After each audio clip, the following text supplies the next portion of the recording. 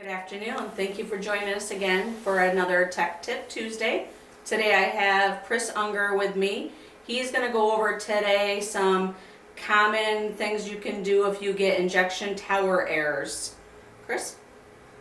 Well, the most common injection tower errors are plunger errors and turret errors.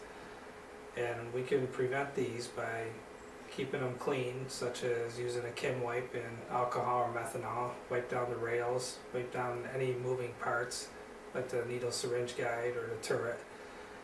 And using a light synthetic oil, we can lube the moving parts, and this will help things move freely and prolong the life of the tower. And